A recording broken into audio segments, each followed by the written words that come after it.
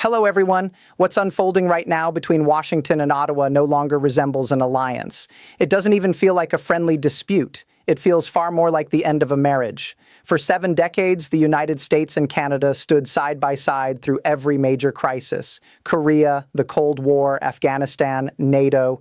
They shed blood together, constructed institutions together, and entrusted one another with the planet's most guarded secrets. But as of this morning, that deep trust lies in pieces. Donald Trump attempted to pull Canada into a war. He assumed he was facing the Canada of old, the steadfast ally that always answered the call, the reliable partner that never challenged the objective, the neighbor that snapped to attention whenever the Pentagon gave the order.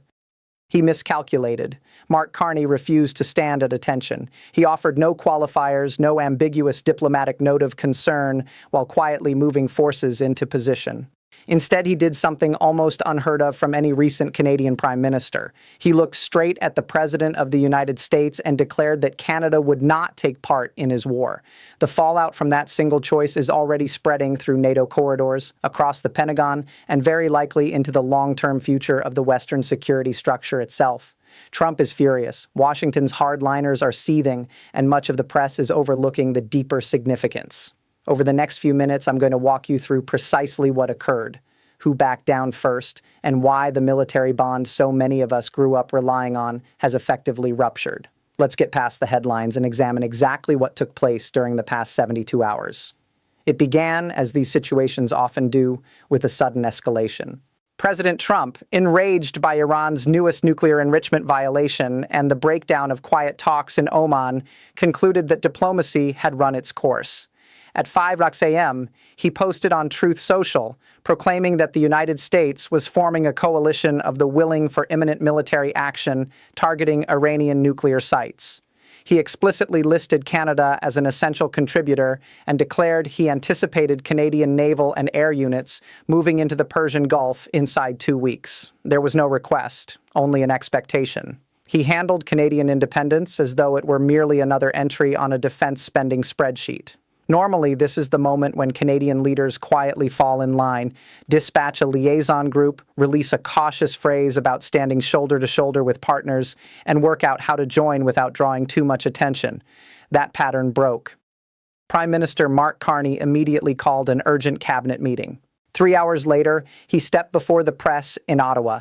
He appeared neither anxious nor torn. He looked like someone who had rehearsed this very moment dozens of times. Facing the cameras, he stated plainly, Canada will not take part in an illegal war of aggression.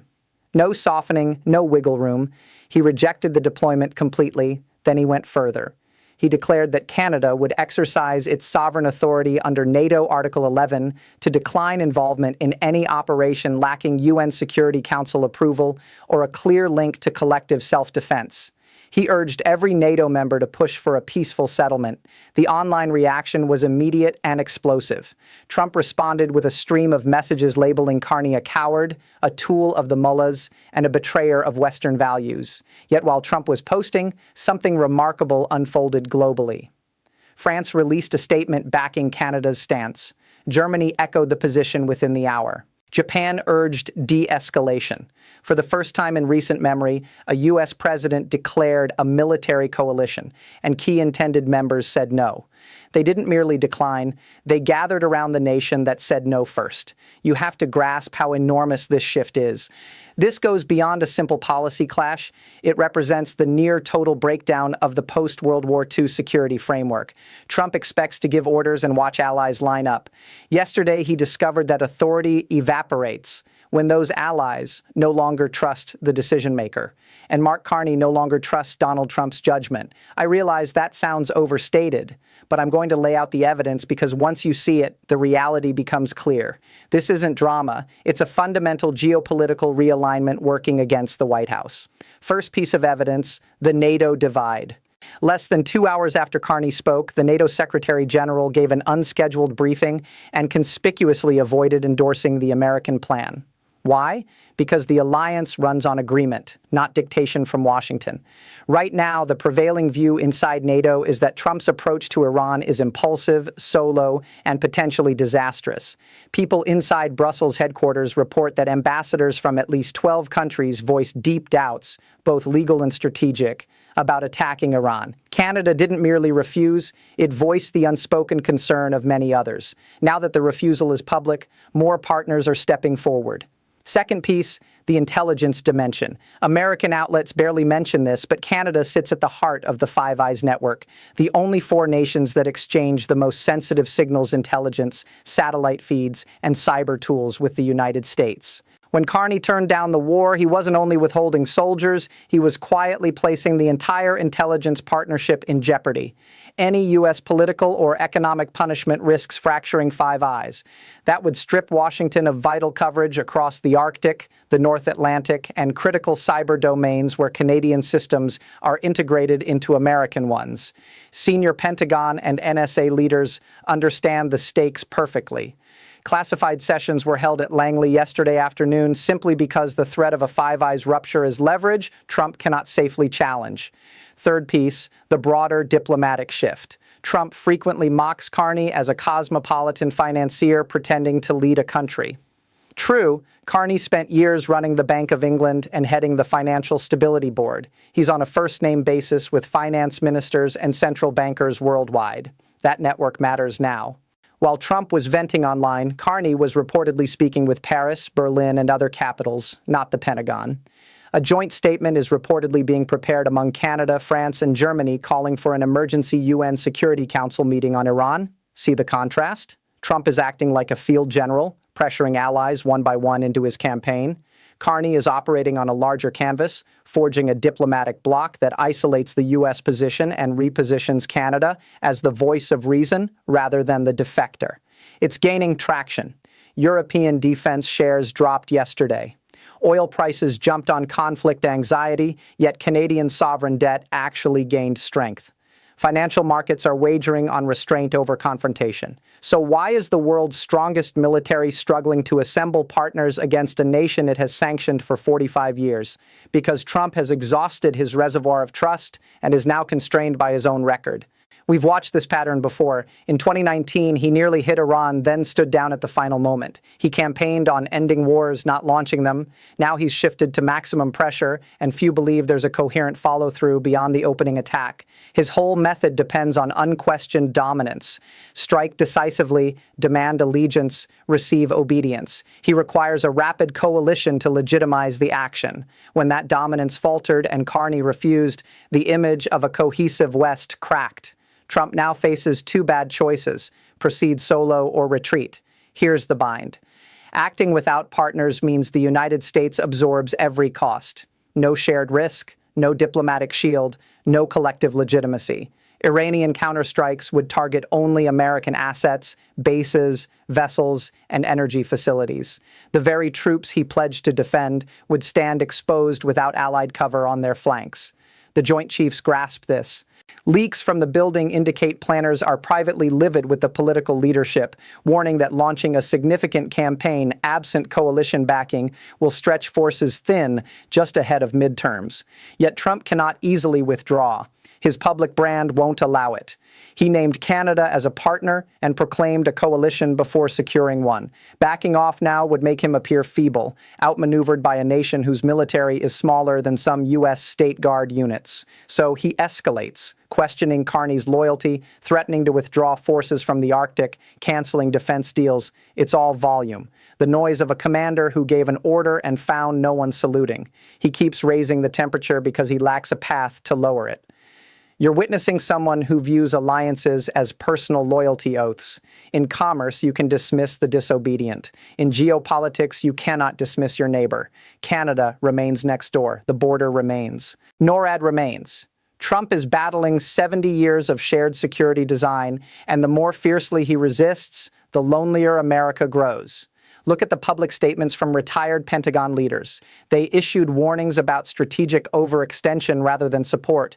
Look at Republican senators on the Armed Services Committee. They're largely silent and visibly uneasy. They recognize a go-it-alone Iran conflict with no clear off-ramp would be electoral poison. Trump stands isolated on this precipice. He stepped onto it voluntarily, and the gusts are strengthening. Now consider Mark Carney. If you don't track Canadian politics closely, you might assume he's merely another desk-bound manager out of his element in security matters, another cautious liberal shrinking from confrontation. That assumption would be completely mistaken. Mark Carney is a seasoned crisis navigator. He steered the Bank of England through Brexit, sovereign debt turmoil, and a global pandemic. He understands how to steady the ship when every alarm is sounding. When Trump calls him weak, notice Carney's demeanor in that briefing. Calm, measured, dressed in a dark navy suit, citing international law without theatrics or flag waving. He is deliberately presenting himself as the sober, lawful voice amid rising panic. The world is weary of fresh wars. Europe is depleted by Ukraine. Asia is tense over Taiwan. The global economy is brittle. People crave someone willing to say enough. Carney is saying it. He is asserting that Canada upholds legal standards. We do not launch wars absent clear authority. We do not follow orders blindly. We serve as the alliance's moral compass. In doing so, he flips Trump's aggressive push into Canada's principled stand. Each time Trump insists on compliance, Carney appears more steadfast. Each time Trump threatens a partner for declining, Carney looks more like the guardian of national independence. This is deliberate asymmetric strategy. Canada cannot rival American military spending. The U.S. budget dwarfs Canada's 20-fold. But Carney realizes raw power isn't required. He only needs to raise the political price of isolation so high that Trump cannot bear it. He is wielding what experts term institutional leverage, not confronting U.S. hardware directly, but eroding the diplomatic and legal foundations America requires to claim legitimacy for force. He isn't stopping the tanks. He's removing the legal footing beneath them. Carney also grasps timing. Trump needs momentum now. Midterms loom. His base is impatient. A clear win would help. Carney is betting on delay. If he sustains the position long enough, UN diplomacy gains traction, more allies distance themselves, and U.S. domestic resistance grows until military action becomes untenable. It's a test of endurance. One side beating the drums for immediate action, the other quietly opening every diplomatic line and letting time work. Who yields first? Why should this matter to you? Perhaps you're viewing from Texas, Ohio, California, Europe, or Australia and assume it's distant diplomatic static that won't reach your daily life. That view is incorrect. This touches everything. The global economy rests on decades of confidence that Western partners move in unison. That confidence just shattered. A solo U.S. strike on Iran wouldn't merely lift oil prices, it would send them soaring.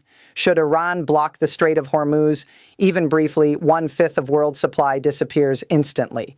Gas could jump $2 a gallon within weeks. Retirement accounts could see defense shares surge while everything else tumbles. If you serve or have loved ones in uniform, this strikes close. No coalition equals no shared load. Beyond economics and defense lies a more profound rupture. We are witnessing the close of the era of automatic alignment. For generations, when Washington declared, "We're going in," the West mobilized. That habit ended yesterday. Canada, the most dependable partner, the one that followed America into Kandahar and returned with draped coffins, said, "Not this time." If Canada can refuse, who follows? Australia? The United Kingdom? Will France deny overflight rights? We are seeing the Western military order splinter in real time, not because of Putin or Xi, but because Washington chose to frame a discretionary war as a loyalty exam. This points toward a future where America operates alone, coalitions are no longer presumed, and military decisions revolve around one leader's political timetable rather than shared security.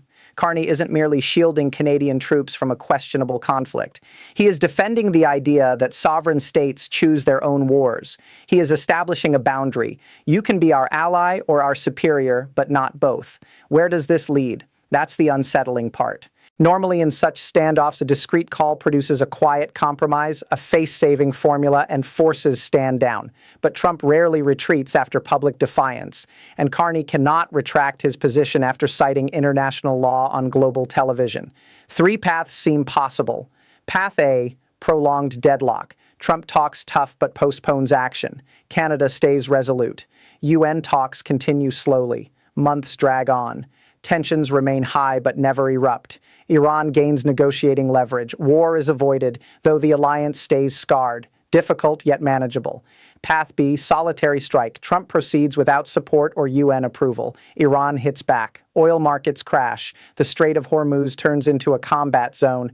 This is the catastrophic outcome, disorder on a scale unseen since 2003, likely triggering a swift global downturn. Extreme, but not impossible given this administration. Path C, lasting realignment. Carney's stand becomes a pivot point. Canada spearheads a group of middle powers dedicated to multilateral rules. They forge alternative security arrangements and diplomatic structures less centered on U.S. leadership. America's global influence diminishes permanently, but a more even international system emerges, and the age of unchallenged U.S. primacy ends. My sense is that we're lodged in Path A and drifting perilously toward Path B. This is the juncture where genuine leadership is essential. Yet Trump avoids traditional diplomacy, while Carney has already staked his position. We've entered unknown terrain. The old mental map, America leads, allies follow unquestioningly, is burning. Carney has demonstrated that a smaller power can stand against a superpower when armed with legal grounding, strategic leverage, and sufficient resolve. But standing firm carries a price, and we are all about to pay portions of it. The real question isn't whether matters deteriorate further. It's who cracks first. Do you believe Carney is safeguarding Canada's independence and preventing needless casualties? Or is he undermining the Western alliance at the most dangerous moment? I'd like to know your view. Is this the finish of the era of automatic partnership, or is it the necessary jolt the world required? Leave your thoughts below. I read them all. And if you want the next developments when diplomatic messages begin leaking tomorrow, and they will, make sure you're subscribed. You won't want to miss what comes next. History is moving fast. Stay alert.